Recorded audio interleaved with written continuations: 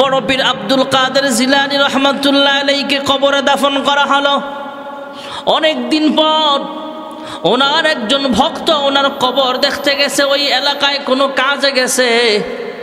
আব্দুল কাদের জিলানীর কবরের সামনে গেছে, উনি মুরাকাবায় বসলেন অথবা ঘুমায় রইলেন, কিছু আমল করলেন, এমন আমল যাতে আব্দুল কাদের জিলানীর সাথে স্বপ্ন যুগে ওনার সাক্ষাৎ হয়ে যায়। আল্লাহর বান্দা ঘুমায় রইলেন, স্বপ্ন যুগে আব্দুল কাদের জিলানীর সঙ্গে দেখা হয়ে গেল। হযরতে বড় পীর আব্দুল কাদের জিলানী রহমাতুল্লাহ আলাইহির সাথে কথাবার্তার এক ফাঁকে জিজ্ঞেস করলেন, ওগো আব্দুল কাদের জিলানী, আপনি তো কবরের দেশে চলে গেলেন, পরপারে চলে গেলেন, তবে আপনার কাছে আমি জানতে চাই কবরের মধ্যে ফেরেশতাদের সাথে আপনার কেমন আচরণ হলো? ফেরেশতারা আপনার সাথে কেমন আচরণ করেছে, কেমন ব্যবহার করেছে? আব্দুল কাদের জিলানী রহমাতুল্লাহ আলাইহি জানায়া দিলেন, শোনো, ফেরেশতারা যখন কবরের মধ্যে আমাকে প্রশ্ন করার জন্য আসলো, ফেরেশতারা আয়েশা প্রশ্ন করে, মার রব্বুকা ওমা দীনুকা ওমান হাযার রাজুলু আল্লাযী বুইসা ফীকুম, প্রশ্ন করার জন্য ফেরেশতারা আসছে। আমি উল্টা ফেরেশতাদেরকে জিজ্ঞেস করলাম, হ্যাঁ ফেরেশতারা রে, তোমরা তো ভালো, তোমাদের ফেরেশতাদের স্বভাব তো ভালো, ফেরেশতাদের আখলাক তো বড় ভালো, তবে তোমরা আমার একটা প্রশ্নের জবাব দাও।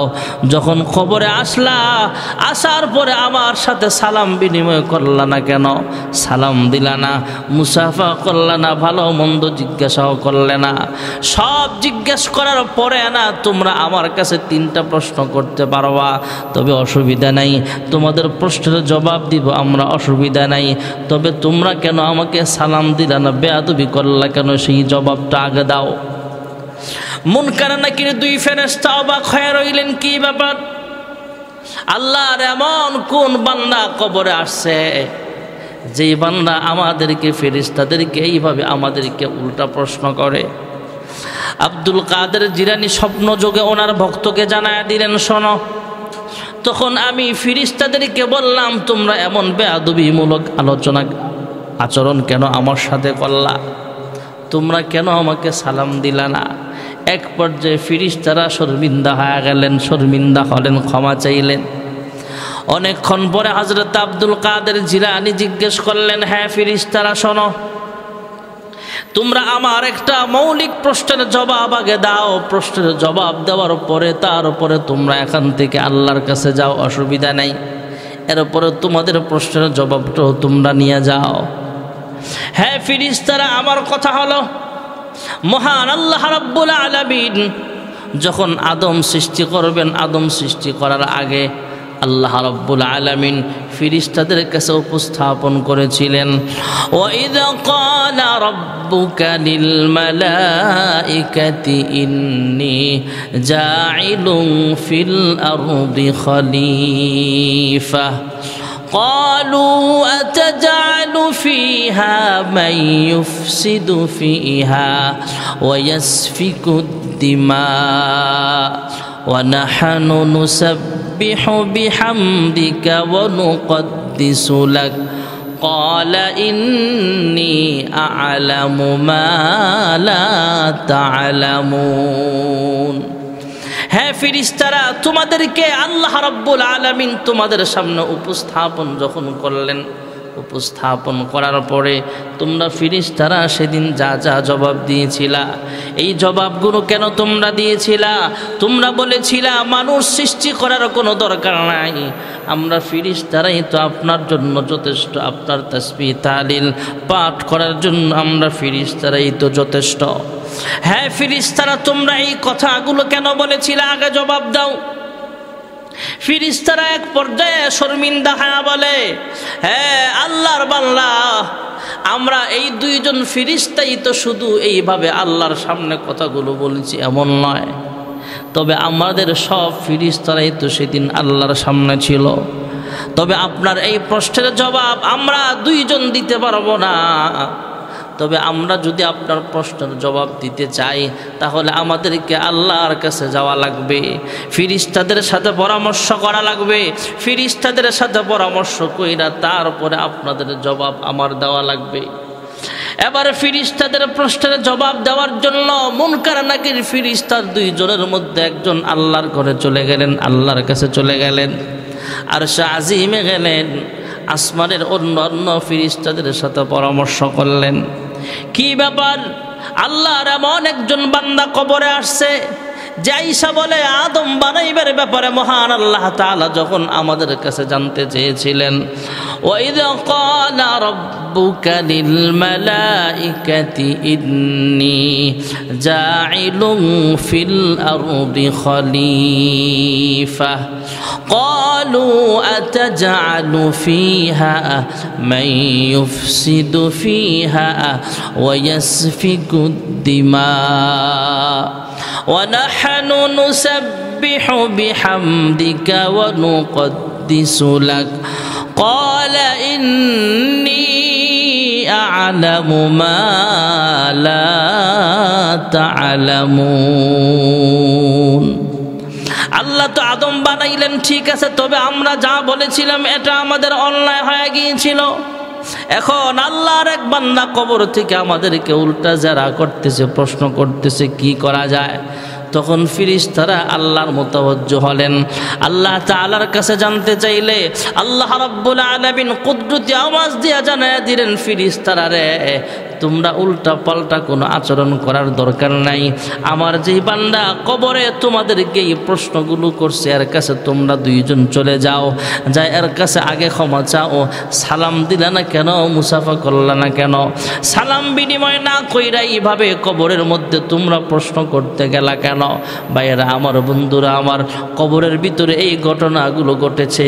যা যা ঘটেছিল স্বপ্ন যুগে আল্লাহর এক বান্দা আব্দুল কাদের জিলানীর কাছাকাছি মুরিদ যিনি স্বপ্নে দেখতেছেন ওনার কাছে সব কিছু বিস্তারিত বললেন। উনিও আশ্চর্য হয়ে গেলেন। ওনার জীবনীতে এইভাবেই লেখা হয়েছে ভাইয়েরা আমার, আব্দুল কাদের জিলানী রহমাতুল্লাহ আলাইহি তিনিও আল্লাহওয়ালা এমনি এমনি হয় নাই। আল্লাহওয়ালা হওয়ার পিছনে বড় কারণ হলো সব সময় আল্লাহর পথে চলা, রাসূলের সুন্নাত তরিকায় আমাদের চলা লাগবে। আল্লাহওয়ালা হতে গেলে আল্লাহর জিকির সব সময় জবানে থাকা চাই ভাইয়েরা আমার। এক নম্বরের জিকির হলো লা ইলাহা ইল্লাল্লাহ, আফদলুল যিকরি লা ইলাহা ইল্লাল্লাহ ওয়া আফদলুদ দুআই আলহামদুলিল্লাহ। أو كما قال النبي عليه الصلاة والسلام। আল্লাহর হাবিব রাহমাতুল্লিল আলামিন বলেন, হ্যাঁ উম্মত, পৃথিবীর সবচেয়ে দামি দোয়া হলো আলহামদুলিল্লাহ, আর পৃথিবীর সবচেয়ে দামি জিকির হলো লা ইলাহা ইল্লাল্লাহ। হযরত আদম পয়গম্বর মানুষের ময়দানে দাওয়াত দিয়েছেন, কুলু লা ইলাহা ইল্লাল্লাহ। হযরত ইব্রাহিম পয়গম্বর আলাইহিস সালাম মানুষের ময়দানে দাওয়াত দিয়েছেন, কুলু লা ইলাহা ইল্লাল্লাহ। হযরত মূসা পয়গম্বর আলাইহিস সালাম মানুষের ময়দানে দাওয়াত দিয়েছেন, কুলু লা ইলাহা ইল্লাল্লাহ। হযরত ঈসা পয়গম্বর আলাইহিস সালাম মানুষের ময়দানে দাওয়াত দিয়েছেন, কুলু লা ইলাহা ইল্লাল্লাহ। আমার আপনার নবী, বিশ্ব নবী রাহমাতুল লিল আলামিন, তিনিও মানুষের ময়দানে দাওয়াত দিয়েছেন, মান ক্বালা লা ইলাহা ইল্লাল্লাহ দাখালাল জান্নাহ। সমস্ত নবীরা লা ইলাহা ইল্লাল্লাহর পথে দাওয়াত দিয়েছেন।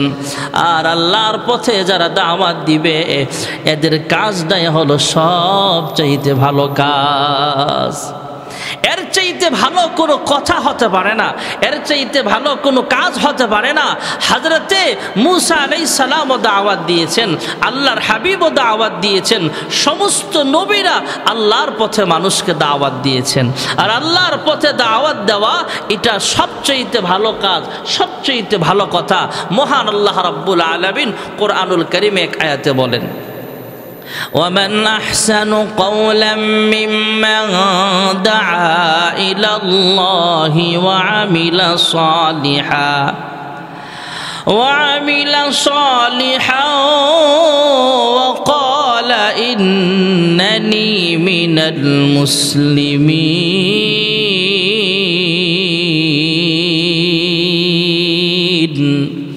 মহান আল্লাহ রাব্বুল আলামিন বলেন, সবচেয়ে উত্তম কথা হলো ওই কথা যেই কথার মাধ্যমে আল্লাহর পথে মানুষকে দাওয়াত দেওয়া হয়।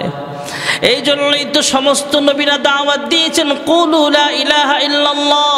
তাই তো আল্লাহর হাবিব বলেন, ক্বালা রাসূলুল্লাহ সাল্লাল্লাহু আলাইহি ওয়াসাল্লাম, আফদালুদ যিকরি লা ইলাহা ইল্লাল্লাহ ওয়া আফদালুদ দুআই আলহামদুলিল্লাহ। পৃথিবীর সবচেয়ে দামি জিকির হলো লা ইলাহা ইল্লাল্লাহ, আর সবচেয়ে দামি দোয়া হলো আলহামদুলিল্লাহ। আলহামদুলিল্লাহ হলো সবচেয়ে দামি জিকির ভাইয়েরা আমার, দামি দোয়া। এই জন্য প্রত্যেক নামাজেই তো আমরা তিলাওয়াত করে আলহামদুলিল্লাহি রাব্বিল আলামিন। প্রত্যেক নামাজেই সূরা ফাতিহা আমরা তিলাওয়াত করি। সূরাতুল ফাতিহার প্রথম শব্দটাই হলো আলহামদুলিল্লাহি রাব্বিল আলামিন। সব সময় শুকরিয়া আদায় করা লাগবে ভাইয়ারা আমার। আমার আল্লাহ আমার জন্য নিয়ামত দান করেছেন। আমার চেহারাটা আল্লাহ কত সুন্দর বানাইছেন, আলহামদুলিল্লাহ। আমার গালটা আল্লাহ কত সুন্দর বানাইছেন, আলহামদুলিল্লাহ। আমাকে আল্লাহ রাব্বুল আলামিন চোখের পাওয়ার দিয়েছেন, নিয়ামত দিয়েছেন, আলহামদুলিল্লাহ। নিয়ামতের শুকরিয়া আদায় করলে আল্লাহ রাব্বুল আলামিন আমাদের নিয়ামত আরো বাড়ায়া দিবেন। মহান আল্লাহ রাব্বুল আলামিন কোরআনুল কারীমের এক আয়াতে বলেন, লা ইন শাকারতুম লা আযীদান্নাকুম ওয়া লা ইন কাফারতুম ইন্না আযাবি লাশাদীদ। আমরা যদি নিয়ামতের শুকরিয়া আদায় করি তাহলে আল্লাহ রাব্বুল আলামিন আমাদের নিয়ামত আরো বাড়ায়া দিবেন। যদি নিয়ামতের শুকরিয়া আদায় না করি তাহলে আল্লাহর আযাবের অপেক্ষা করা লাগবে।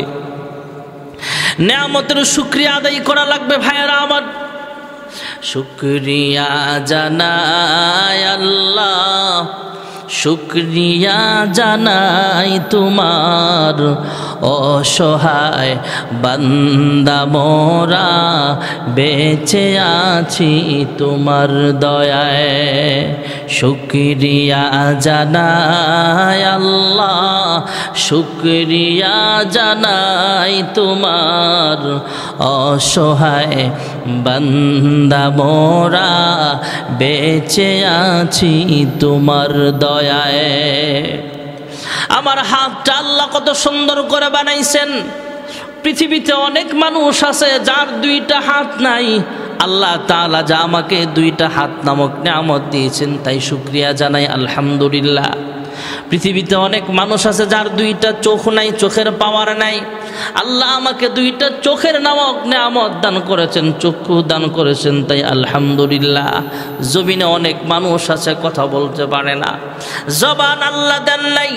নুতখওয়ালা হাইওয়ান ঠিক আছে, কিন্তু আল্লাহ তাকে কথা বলার শক্তি দেয় নাই, বোবা বানায় পাঠাইছেন।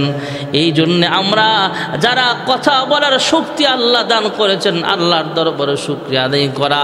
আয় আল্লাহ, আমাকে আপনি কথা বলার মতো বাক শক্তি দান করেছেন, তাই আলহামদুলিল্লাহ। আল্লাহ তাআলা চোখের পাওয়ার দিয়েছেন, আলহামদুলিল্লাহ। পৃথিবীর জমিনে অনেক মানুষ আছে যার দুইটা পা নাই।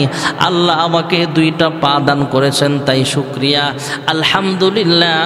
এই জন্যে সব সময় শুকরিয়া আদায় করা আলহামদুলিল্লাহি রাব্বিল আলামিন। ভাইয়েরা আমার, বন্ধুরা আমার, শুকরিয়া আদায় করা লাগবে। হযরতে মূসা পয়গম্বর আলাইহিস সালাতু ওয়াস সালাম তুর পাহাড়ে দাঁড়ায় দাঁড়ায় মালিকের সাথে ঘন ঘন কথাবার্তা বলতেন। মূসা পয়গম্বর রাস্তা দিয়ে যায়, মালিকের সাথে ঘন ঘন কথা বলবেন। মালিকের সাথে কথা বলার জন্য রওনা হয়ে গেলেন।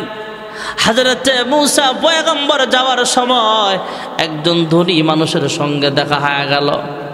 ধনী মানুষটা ডাক দিয়া কয়, হ্যাঁ মূসা পয়গম্বর, আপনি আমার ব্যাপারে আল্লাহর কাছে একটু জিজ্ঞেস করেন। আমার হয়ে আমার পক্ষ থেকে আপনি আল্লাহর কাছে প্রশ্ন করবেন, আল্লাহ কোন আমল করলে আমার সম্পদ আস্তে আস্তে কমায়া দিবে। আমার সম্পদ বেশি হওয়ার কারণে পর্যাপ্ত পরিমাণের ইবাদত করতে পারি না।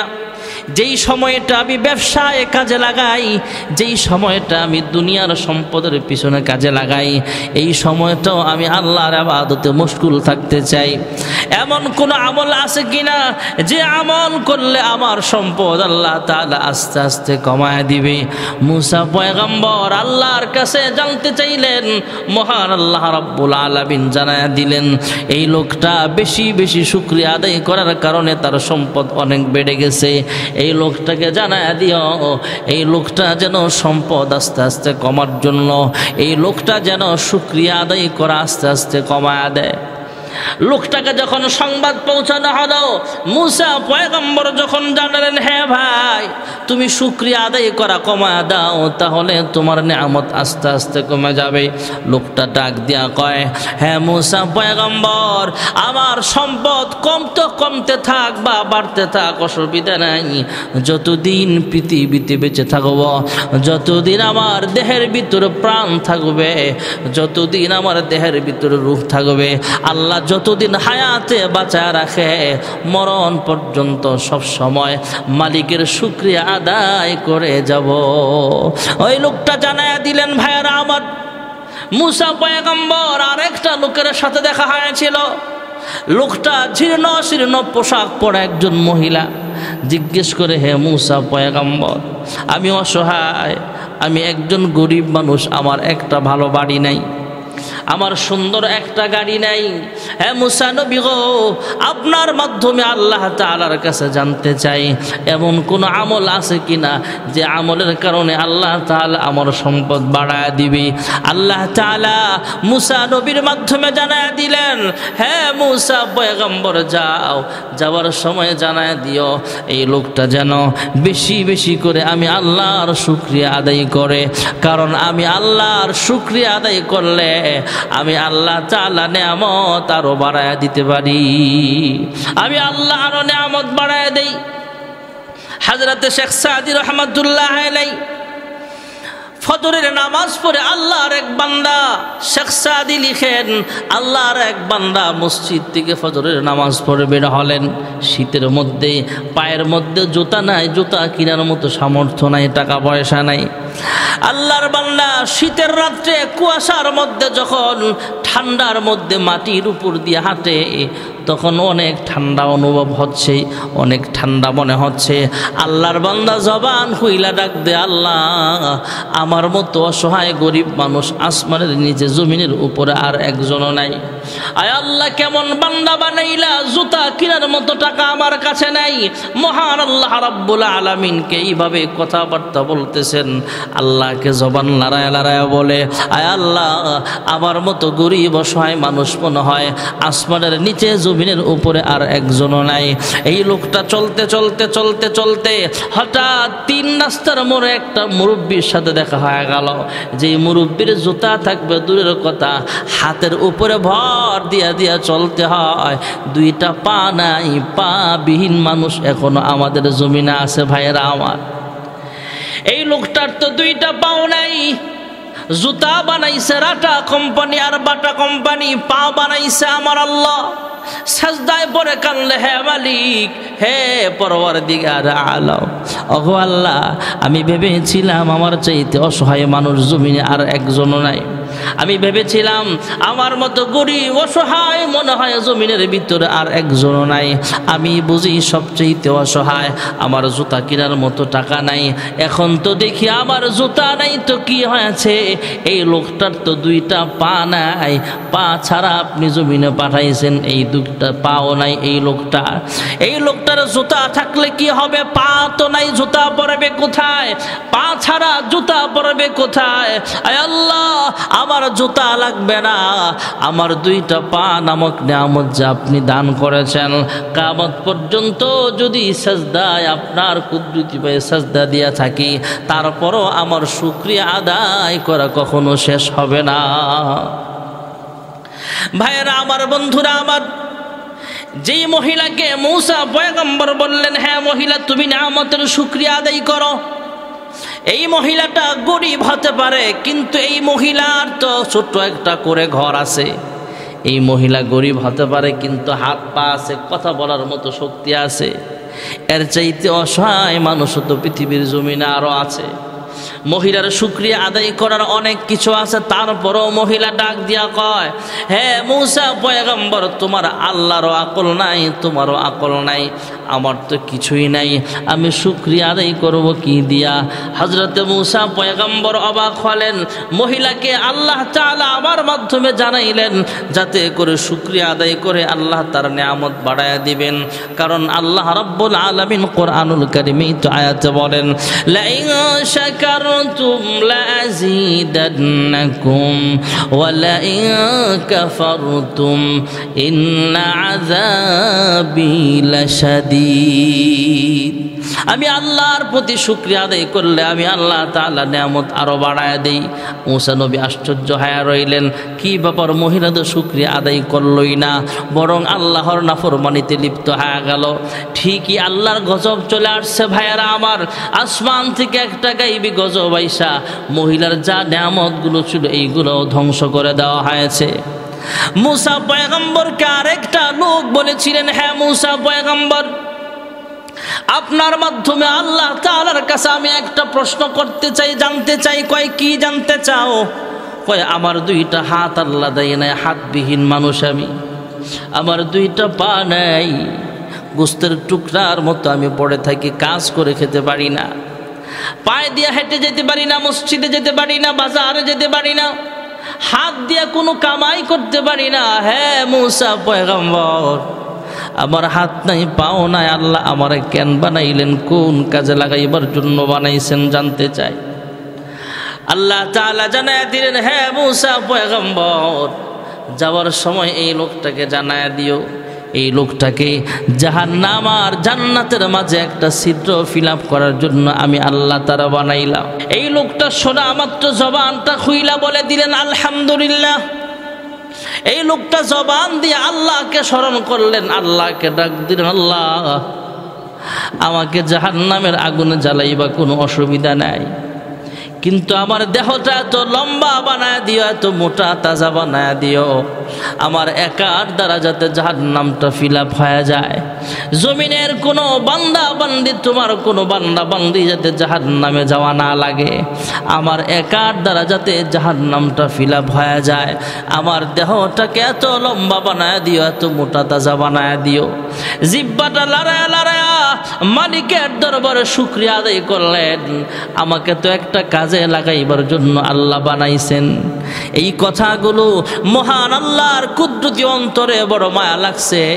আল্লাহ তাআলা পরবর্তীতে মূসা পয়গম্বরকে জানায়া দিলেন, হ্যাঁ মূসা, যাওয়ার সময় এই লোকটাকে জানায়া দিও, আমি আল্লাহ তার জিহ্বা লড়ায়া লড়ায়া আমি আল্লাহর কাছে যখন শুকরিয়া আদায় করেছে, আলহামদুলিল্লাহ বলেছে, আমার কাছে যা যা বলেছে এই কথাগুলো আমি আল্লাহর কাছে পছন্দনীয় হয়ে গেছে, আমি আল্লাহ তার নামটা জাহান্নামের লিস্টি থেকে কেটে দিলাম, আমি আল্লাহ তাকে বিনা হিসাবে জান্নাতের মেহমান আমি আল্লাহ তাকে বানায়া দিলাম। এই জন্য শুকরিয়া আদায় করা লাগবে ভাইয়ারা আমার। আলহামদুলিল্লাহর অনেক দাম। لئن شكرتم لأزيدنكم ولئن كفرتم إن عذابي لشديد। ভাইরা আমার, আল্লাহওয়ালারা আল্লাহওয়ালা হয়েছে যে আল্লাহর জিকির কইরা লা ইলাহা ইল্লাল্লাহ আলহামদুলিল্লাহ এই দুইটা জিকিরের কথা বললাম। আর অনেক জিকির আছে, আল্লাহু আকবার, লা ইলাহা ইল্লাল্লাহ, আলহামদুলিল্লাহ, সুবহানাল্লাহ, সুবহানাল্লাহি ওয়া বিহামদিহি, সুবহানাল্লাহিল আযীম। এই জিকিরগুলো আমরা বেশি বেশি করব। আল্লাহ তাআলা আমাদের সকলকে বেশি বেশি জিকিরে ফিকিরে চলে আল্লাহওয়ালা হওয়ার তৌফিক দান করুন। আমিন। ওয়া আখিরু দাওয়ানা আনিল হামদুলিল্লাহি রাব্বিল আলামিন।